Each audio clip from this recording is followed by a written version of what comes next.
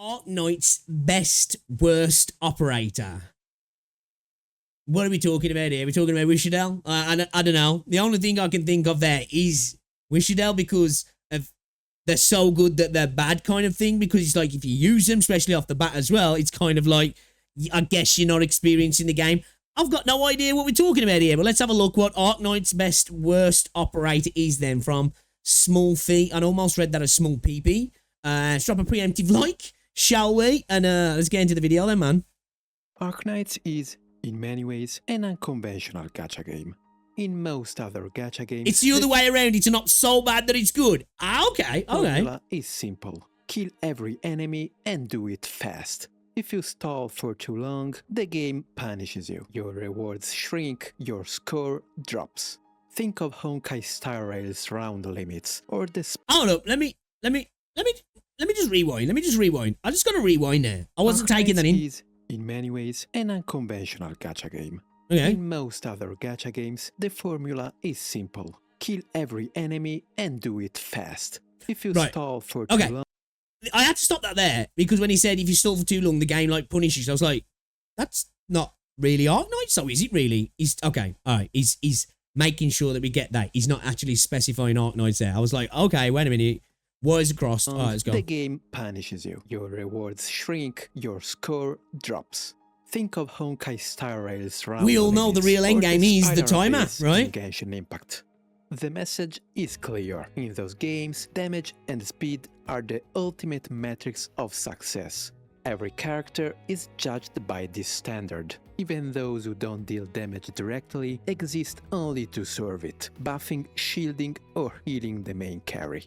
After all, what good is an invincible tank or a powerful healer if you can't clear the stage before the clock runs out? Arknights, however, shifts this formula. Yes, you must defeat enemies, but that is not your true objective. The real task is simpler yet far more flexible. Prevent them from reaching your blue boxes. That's why the genre is called tower defense, not tower offense. Killing enemies quickly is often the most straightforward solution, you said the thing. But it is not the only one. What's that? What's this from? Survival is an art. Through crowd control, just gotta say, we made this guy our bitch, you know? He's still a badass, but, you know, just saying. Players discover entire layers of strategy beyond the raw damage. What the fuck is that? Resource systems like SP, DP, deployment limits, and redeployment timers transform every choice into a brushstroke. At the highest levels of play, mastering the art of stalling and crowd control is essential. For new players coming... Stalling is such an incredibly powerful strat in this game, right? Now, you don't have to go down the stalling route, right? But especially somebody like me, who's like running E1, it's incredibly useful. But it's all, you know, obviously as well, it can be quite hard as well with an account like mine, because not everybody is capable of, you know, doing the stalling. You end up having to use a few extra slots to make sure you can stall. Then you lose out on a bit of DPS. Sometimes I love that, you know, just figuring out, right, okay, I know what I've got to do now, but just trying to get the balance of your team right to work out enough stalling defense against your offense and your DPS and all that sort of stuff, rather than just be like, right, I need more damage. Let me get a buffer, buff the DPS. Right, we beat the time limit, you know? From so refreshing. Titles, this shift can be jarring. The game asks you to unlearn old instincts and embrace a new philosophy. Yet, this very depth comes at a cost. If raw damage is no longer the sole measure of value, then how do we evaluate characters at all? Is a stout defender more valuable than one who can teleport enemies? Should burst damage take precedence over sturdier protection? And how do we even begin to judge pushers and pullers who live outside the framework of numbers compared? Well, it depends. If you got a pine cone, I think that's how you judge your pusher, really. If pine cone's there, you might be on something. Reasons altogether. The answer shifts from stage to stage, from challenge to challenge, which makes sweeping blanket statements about an operator's true worth difficult, if not impossible. When numbers alone cannot provide clarity, we cross into the realm of interpretation. And once you move beyond the quantitative into the realm of qualitative judgment, things get murky. Some characters rise higher than they deserve, Others are cast aside, misunderstood, and I think it can be quantitative sometimes though, because it's like, I suppose again though, the power is in the hand of the player, like, right? You know, the beauty is in the eye of the beholder. Again, guys in the game again. That's what I love about it, right? It's not just, obviously there's optimal, right? There's always optimal. You give the best person the best kit, they're gonna do everything optimal, right? Or it's just the variety, man. You know, underestimated. one man's trash is another man's treasure, and I think that When fits you in first Arknights, step doesn't it? into Arknights, the game Nothing beat the wasted short no point goal time combo, teaching right? you a lesson. Defending your blue boxes, holding enemies at bay, these aren't just for Rocks. show. They are the foundation of every Oh, bro's strategy leaking. worth its salt. So you learn to guard your blue boxes with layer upon layer of operators. And you start to convince yourself that sheer fortification is the key to victory. For a while, Yeah, early on it does, right? Numbers, lots of numbers behind, and we're good to go, right?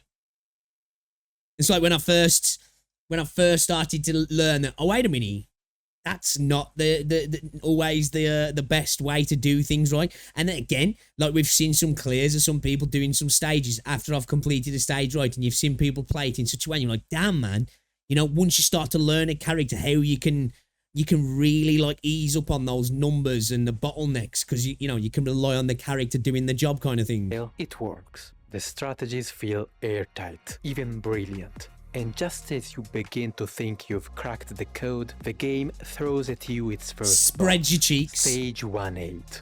Its name is Crownslayer. Crownslayer ignores your blockers. With a single dash, she slips past your carefully laid defenses, and in an instant, everything you built collapses. Yeah, You remember that soon first TP? I was like, realize what the you've made fuck? two mistakes. First, you didn't bother to read her mechanics. Second, you believed Okay, I'm feeling attacked. you had already solved the game, when in truth it had barely begun. This is what makes Crownslayer remarkable. From the very start, she exists to overturn your assumptions about Arknights, about operators, about strategy itself. Stage 1-8 offers a lifeline, a stun generator that halts her movement just long enough to take her down. But more than that, the stage offers a revelation. It opens your mind to the broader strategic canvas Arknights is painted on. The moment you grasp it, the game unfolds into something entirely new. Fast forward to November. Very first time I saw that, I was like, I think that was when I started to realise that Arknights is different in that regard. Because I can't remember who shared it. There was like, check out like this push-pull stuff. And I saw that and I was like, oh, okay. Yo, we're these games, yeah, there's a little bit of summer here, right? First 2024. After more than 5 years as a villain, Crownslayer finally steps into your roster as a 6-star operator. Hypergryph places her in the Executor branch, home to giants like Texas the Omertosa and Kirin Yato. Fans rejoice, streams erupt in cheers.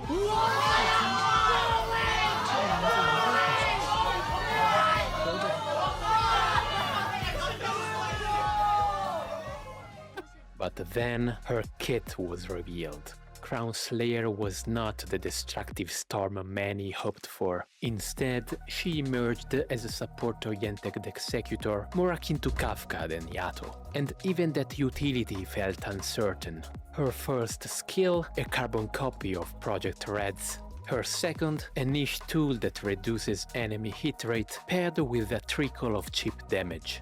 And her third, it brings a cycling stun that, while unique, comes with awkward restrictions and timing. The verdict came swiftly. One thing about that though, it fucking looks cool, man. You know, it looks cool, man. And without mercy. Crownslayer was perhaps the weakest 6-star operator in the game. Under these lenses, it is fair to say Carnelian is better than Crownslayer. Of course, Arknights is no stranger to underwhelming welfare units. Hey, Kathy. Vigil, Lessing, their fans know this story all too well. But every off-meta operator finds their champions, and Crownslayer was no exception. It does look Her fucking defenders epic though, right? The argued for her animation. value, the defensive reliability of her second skill, the near constant stun potential of her third when enemy numbers were small, the looking like a Dragon Ball Z character, man. offered in a 12-slot team. To them, she was more than just another failed boss killer. She was a unique tool waiting for the right hands. Yet, despite their efforts, Crownslayer rarely appeared outside of meme runs and parody videos. Her presence in serious content was all but absent, at least until May 1st, 2025. Okay. She does get memed on, right? I've never used Crownslayer, On so... Arknights' 6th anniversary, Crownslayer received her Y module. It was clearly crafted with her third skill in mind. Among other tweaks, it extended her stun duration from 4 seconds to 6. I really like that in Arknights as well, you know, with the modules. How they can really turn a character that might be either really niche or just potentially... Because at the end of the day, developers are humans, right? They make mistakes. And maybe they design a character in such a way, but the game moves on from the character, or the character just kind of was a bit of a misstep. Now, I'm not exactly saying that with Crownslayer, right? I'm not specifically talking about Crownslayer. I'm just talking about characters in general. Like, the modules can really come in and turn a good character to great, a bad character to good, you know what I mean? A great character to amazing. It is a really cool thing, like, you know, and it's good to see that they actually do bring modules in with that in mind sometimes. With this change, Crownslayer could now maintain an 18-second group stun, so long as no more than 3 enemies stood within a range. Of course, not every enemy in Arknights can be stunned, but even so, 18 seconds of group control is a rare and powerful tool. Yeah. And because skill 3 makes Crownslayer both invisible and a 0-block unit, she becomes almost untouchable while using it. At last, Hypergryph had armed her. How many units can she do that to in that area? With something for... Well, they literally do nothing, rip Angelina. They learn their lesson of not making welfare operator too broken like Gladiator. Crownslayer debut in CCB at number 4 was a big thing. It was thanks to a bug. Beyblade spotted, right? You see that? Any ground uni. Okay. Beatable. Not the raw, There's no limits. damage-oriented weapon her fans dreamed of, but something more subtle and perhaps more fitting. After 6 long months of being written off as so over, Crownslayer was... Up to a max of 3. So she can only do 3. She can only stun 3 then, yeah?